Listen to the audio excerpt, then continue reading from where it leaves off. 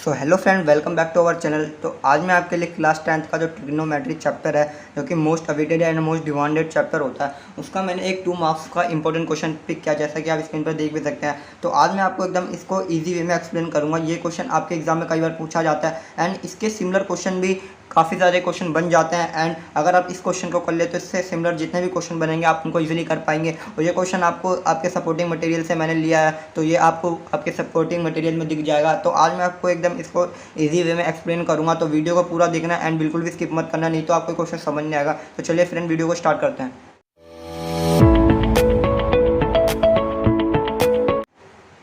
So friend, जब भी मैं आपको कोई क्वेश्चन कराता हूं तो सबसे पहले मैं आपको बताता हूं कि आपको क्वेश्चन को रटना नहीं है, आपको क्वेश्चन को अच्छे से समझना है। और मैं आपको बस 2 ही चीज़ बताता हूं। सबसे पहले आपको गिवन पर फोकस करना है, देन उसके बाद आपको देखना है कि जो भी आपको प्रूव या फिर आपको फाइंड करना है, आप कैसे उस गिवन से उस प्रूव या फिर उस फाइंड तक कैसे पहुँच सकते हैं। आप गिवन में क्या चेंज करके, क्या कुछ भी करके आप कैसे प्रूव या फिर फाइंड, जो भी आपको जिस चीज़ की भी वैल्यू निकालनी है, आप वहाँ तक कैसे पहुँच सकते हैं। तो इस क्वेश्चन को भी मैं इसी ट्रिक से बताऊँगा कि कैसे आप गिवन को इस्तेमाल करते हुए, और आपको ये देखना है कि आपको प्रूव में या फिर फाइंड क्या करना है, या फिर किस चीज़ की वैल्यू निकालनी है, आप कैसे गिवन में अंडर चेंज करके कुछ भी करके आप कैसे प्रूव या फिर जो भी आपको निकालना है वहाँ तक पहुँच सकते हैं। तो चलिए फ्रेंड, इस क्वेश्चन को मैं एक्सप्लेन करता हूँ। तो जैसा कि आप देख सकते हैं यहाँ पे मुझे गिवन क्या क्या है, 5x is equal to sec theta and 5/x equal to tan theta, ये मेरे को है गिवन। और हमने एक वैल्यू किसकी पूछ रहा है, find the value of 5 times of इसकी वैल्यू, इस पूरे की हमें वैल्यू पूछ रहा है। तो आप जैसे कि आप स्क्रीन पर देख सकते हैं यहाँ पर x² और 1/x² की अगर मुझे वैल्यू पता चल जाए, दोबारा सुनिए फ्रेंड, अगर मेरे को x² और 1/x² की वैल्यू पता चल जाए तो मैं यहाँ पे इनकी वैल्यू पुट करके इजीली मैं इसकी जो भी मुझे वैल्यू निकालने में निकाल सकता हूँ। तो अब मुझे देखना है कि कैसे मैं अपने गिवन में कुछ भी करके क्या मैं x² और 1/x² की वैल्यू निकाल सकता हूँ। तो जैसा कि यहाँ पे हमें क्या लिखा हुआ है, 5x is equal to sec theta, ये क्या फ्रेंड्स हमें गिवन है। तो मैं पहले लिख लेता हूँ जो कि अच्छे से समझ में आए आपको।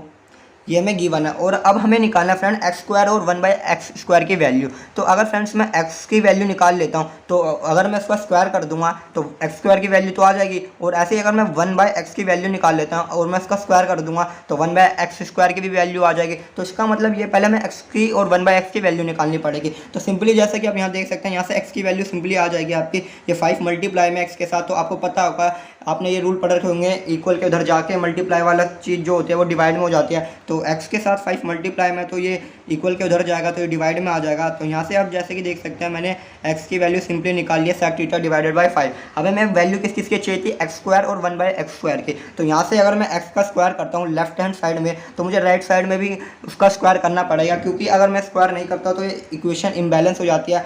इक्वेशन इम्बैलेंस इसलिए हो जाती है अगर हम कोई भी चीज़ लेफ्ट साइड में कर दें तो हमें वही सेम चीज़ राइट साइड में करनी होती है, नहीं तो इक्वेशन इम्बैलेंस हो जाती है। अगर मैं यहाँ पे लेफ्ट साइड में स्क्वायर करूँ तो यहाँ मैं लिखता हूँ स्क्वायरिंग बोथ साइड।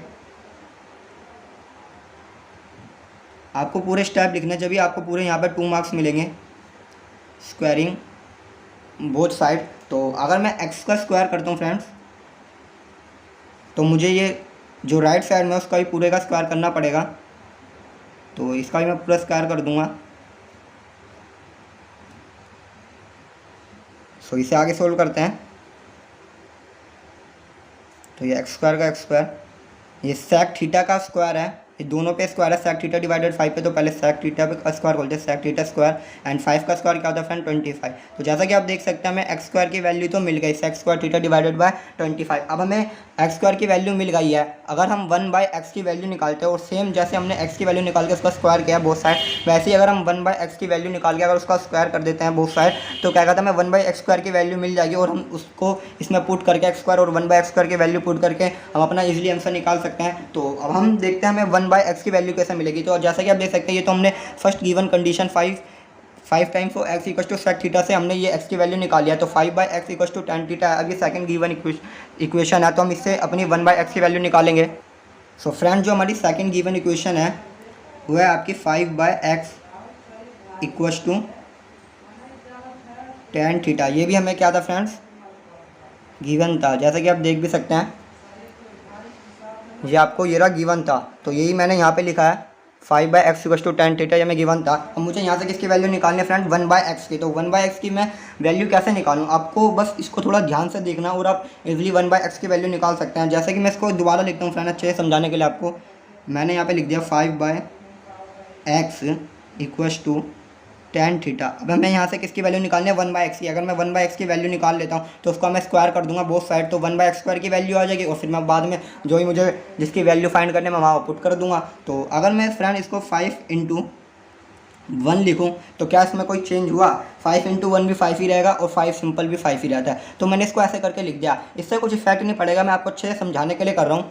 तो अब देखिए फ्रेंड मैं कैसे 1/x की वैल्यू निकाल देता हूँ इसी इक्वेशन में चेंज करके। अब जैसे कि देख सकते हैं फ्रेंड, जो 5 यहाँ पर है वो मल्टीप्लाई में 1 के, तो अगर मैं इसको इक्वल के उधर ले जाऊँगा तो राइट साइड में आकर इक्वल के ये कैसा हो जाएगा, डिवाइड में। तो यहाँ पे 1 का 1 बचा और x, ये जो 1 था ये 1 का 1 बच गया, और जो 5 मल्टीप्लाई में था ये इक्वल के इधर आके कैसा हो जाएगा फ्रेंड, डिवाइड में। तो जैसा कि आप देख सकते हैं मैंने 1/x की वैल्यू इसी इक्वेशन से कैसे निकाल दिया। तो फ्रेंड यही होता है कि किसी भी क्वेश्चन करने की ट्रिक यही होती है कि आप कैसे गिवन में कुछ चेंज करके आपको जो भी जिस चीज़ की भी वैल्यू और या फिर कुछ भी प्रूव करना है आप कैसे गिवन से वहाँ तक पहुँच सकते हैं। तो मैंने भी वही चीज़ करी है सेम चीज़, तो आपको भी किसी भी क्वेश्चन को करना है तो यही ट्रिक फॉलो करनी है। अब जैसे कि फ्रेंड आप देख सकते हैं मैंने 1/x की वैल्यू भी निकाल लिया। अब हमें क्या करना था, हमें 1/x की वैल्यू नहीं, हमें 1/x² की वैल्यू चाहिए। तो हमें क्या करना पड़ेगा, सिंपली स्क्वायरिंग बोथ साइड। तो मैं शॉर्ट फॉर्म में लिख देता हूँ स्क्वायरिंग बोथ साइड, बट आप अपने पेपर में ऐसे मत लिखना, तो आप तो टीचरों को समझ नहीं आएगा, तो आप फुल फॉर्म में लिखना पूरा स्क्वायरिंग बोथ साइड। तो अगर मैं इधर का स्क्वायर करता हूँ पूरा लेफ्ट साइड में, तो ये मैंने लेफ्ट साइड में स्क्वायर कर दिया, तो मेरे को राइट साइड में भी करना पड़ेगा।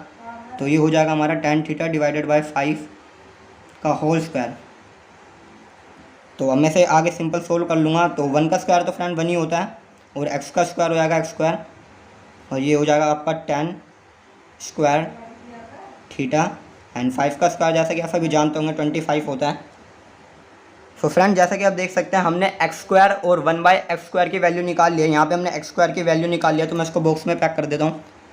आपको भी ऐसे एग्ज़ाम में करना प्रेजेंटेशन, अगर टीचर को किसी भी टाइप में आप कुछ भी दिक्कत नहीं देना चाहते तो आपको जो भी मेन चीज़ है आपकी वो अगर आप डायरेक्ट ऐसे बॉक्स में कर देते हैं अलग पेन से तो टीचर को अच्छे से क्लेरिफाई हो जाता है। तो यहाँ पे मैंने x² और 1/x² की वैल्यू निकाल लिया, और जैसा कि आप सभी जानते हैं मैं वैल्यू किसकी निकालनी थी, एक बार दोबारा दिखा देता हूँ। हमें वैल्यू निकालनी थी इसकी 5 टाइम्स ऑफ ये जो ब्रैकेट है इसकी पूरी वैल्यू निकालनी है। तो हमें x² और 1/x² की वैल्यू पता चल गई, तो हम इसमें अब x² और 1/x² की वैल्यू पुट करके हम आगे का सोल्यूशन पूरा करते हैं। तो ये पेज भर गया, तो मैं दूसरे पेज पे आ जाता हूँ फ्रेंड। सो फ्रेंड जिसकी मुझे वैल्यू निकालती है इसको मैंने यहाँ पे दोबारा लिख दिया क्योंकि मैं दूसरे पेज पर आ गया हूँ तो वो दिख नहीं रहा था। तो इस चीज़ की मुझे वैल्यू निकालनी थी और मैंने x² और 1/x² की ऑलरेडी वैल्यू निकाल रखी है। बस अब मुझे इसमें उसकी वैल्यू पुट करनी है और आंसर निकालना है। तो 5 एज इट इज रह जाएगा। x² की मैंने वैल्यू निकाल दी friend, sec² theta divided by 25। आप पीछे जाके देख भी सकते हैं फ्रेंड, मैंने यही वैल्यू निकाली थी, वो पेज भर गया इसलिए मैं दूसरे पेज पर आ गया हूँ। और मैंने 1/x² की जो वैल्यू निकाली थी माइनस का माइनस सेम रहेगा। 1/x² की जो मैंने वैल्यू निकाली थी वो थी tan² थीटा